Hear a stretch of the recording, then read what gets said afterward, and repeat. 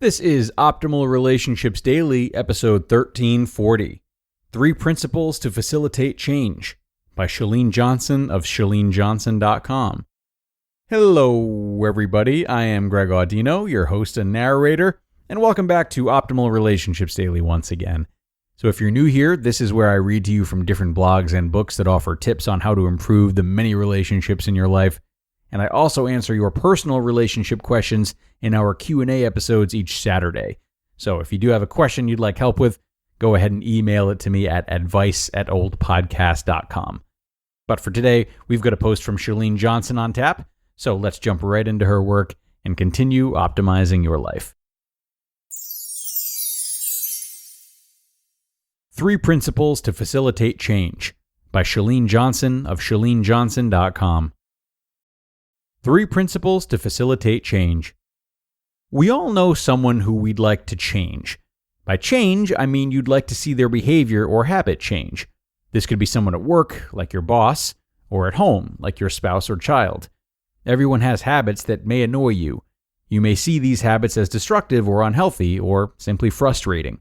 But no matter the person and their relationship to you, these 3 principles will get you well on your way to change someone's behavior nicely. Principle number 1, it's not personal. From the start, it's important to remember that this habit or behavior that you don't like isn't about you. They don't keep doing it after you ask them to stop because they want to annoy you, don't love you, or find you unimportant. It won't be just because you ask them to stop that they change their behavior either. No matter what their attitude or habit, remember that in their eyes, it serves them a purpose, and that purpose has nothing to do with you. While you can support them and give them love throughout, the actual change has to come from within them. The power of their current behavior is so strong that they haven't found a way to make the change you suggested, and they've learned this behavior early in childhood, which makes it even more difficult to live without. The best thing you can do is to remember that it's not personal. It's not about you. Instead, put all your focus on and listen to them. You have to become a detective here, and through listening to what they talk about and bring up, you'll get clues into why they continue with their behavior and both how and why it works for them. 9 times out of 10, the behavior was learned in childhood, and because of their experiences through life, they've learned to behave a certain way. Here you should listen, ask questions, and pay attention to their answers. It's not personal. The focus should always be on them, and you'll get closer to understanding the basis of their action. Once you start to understand this, the rest will become clearer. Principle 2. Giving up control is scary. When you're trying to help someone improve their lives, it's not the change that scares them. It's giving up the control. In order for someone to be able to change, whether it's a little habit or a big one, they have to feel in control throughout the process. You can help them feel in control by working on the timing of when you bring up the change. If you bring up change during a conflict, everyone will be in a defensive mode. Think about when you were in an argument with a friend or spouse and they suggested you do something differently. You were probably defensive and immediately against whatever they said. Instead, bring it up after the argument has cooled off. Try when both parties are calm and relaxed. Then they're more open to anything being said. If someone feels loved, supported, and is in a calm state, they're more likely to discuss making a change with you. When bringing something up, make sure you keep the focus on yourself and your feelings, not the other person. One example in a marriage is the early bird and tardy spouse. Instead of yelling during the time that you're running late, wait until a calm, positive time and discuss how it makes you feel. You could say something like, "It makes me feel very uncomfortable when we're late. I know you're trying and it means a lot to me when we're on time. It feels like you care about my feelings when you make an effort to be on time." By keeping the focus on you, you explain how you feel and why you'd like to see the change without anyone becoming defensive. Number 3, you have to step up first. It's just like that Gandhi quote, "You must be the change you want to see in the world." If you want someone to change, you must show an effort to change first. You have to talk about what you want to change in yourself and why.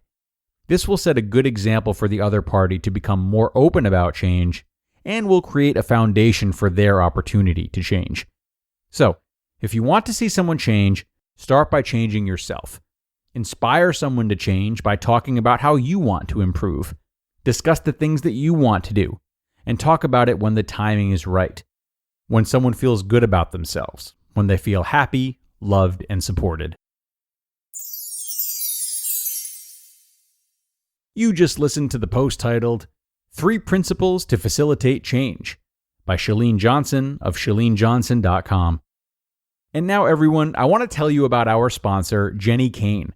So Jenni Kayne is a California-themed clothing company that makes shopping for clothes absolutely effortless, as their mission is creating high-quality, stylish pieces that work for any situation, from casual to professional. And because of that, Jenni Kayne is a huge time saver, since you don't have to do any extra thinking about what to wear each day. All of their clothes are reliable, versatile, and very comfortable. I've been enjoying my cashmere fisherman sweater that I got from them. It's a classic look with an awesome fit. It goes with anything, and it has been great in both the winter and now in the spring. So, a few things. First, join Jenni Kayne Rewards. Enjoy exclusive perks and benefits like birthday surprises and early access to new launches. Plus, earn up to 10% back on all purchases. Join today, and you'll get 100 points.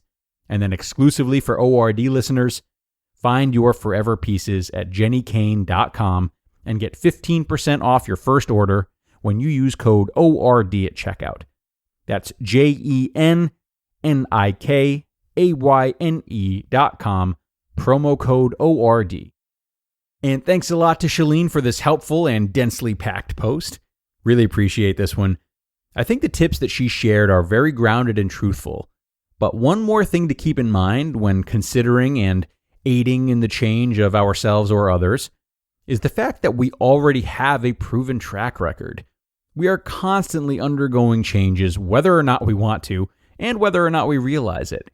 And not only are we constantly going through them, but more importantly, we are constantly adapting to them, which means learning and growing as a result of them. But as these new evolutions of us and our circumstances start to feel more normal and like there hasn't been a lot of shakeup recently, well, we start to get used to life as it is all over again and can sometimes get scared by the next set of oncoming changes. So for me, when considering someone who feels overwhelmed by change, I always come back to that, and I find it a useful form of support. So I might say something like, do you not trust that you'll be able to adapt to this change as you've adapted to others in the past? What good might come from this change? Do you know others who have undergone a similar change? How is this change similar to other changes you've gone through that ended up working out very well? I think there's a lot of terminology that can empower someone like this, lead to stimulating conversations, and it's really all based in their history of changes, at least some of which ended up being easier and more beneficial than they might have expected. Okay, everyone, and that's going to do it for today and another installment of ORD. I appreciate you being here and listening to the end and sharing this episode with someone if you know someone who you think would like it.